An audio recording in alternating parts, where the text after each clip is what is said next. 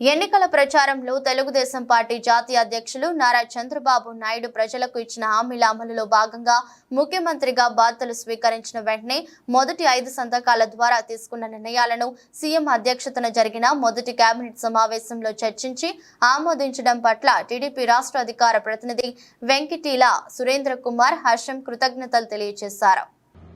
Telugu Desam party, Janasena party, Bharatiya Janata పార్టీల కూటమి ప్రభుత్వం ఏర్పడిన తర్వాత ఈరోజు మొదటి కేబినెట్ సమావేశం విజయవంతంగా జరిగింది.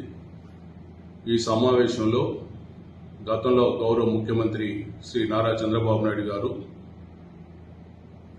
బాధ్యత స్వీకరించిన మొదటి రోజున మొదటి 5 సంతకాలు చేసినటువంటి నిర్ణయాలన్నింటినీ కూడా ఈరోజు కేబినెట్ మీటింగ్లో చర్చించి ఆమోదం జరిగింది.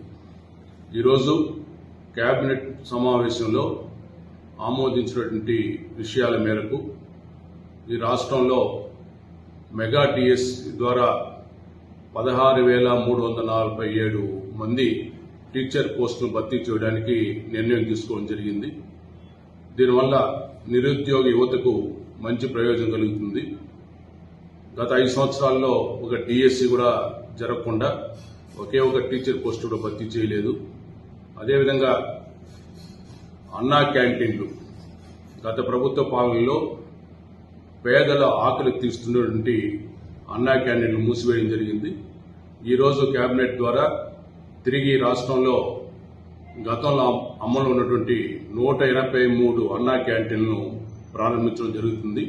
మరి అన్నా క్యాంటీన్ ద్వారా 5 రూపాయలకే ఒక పూట పేదలకు, చిరుద్యోగులు కానీ నిరాశ్రులకు అంతా కూడా భోజన వసతి కల్పించడం జరుగుతుంది.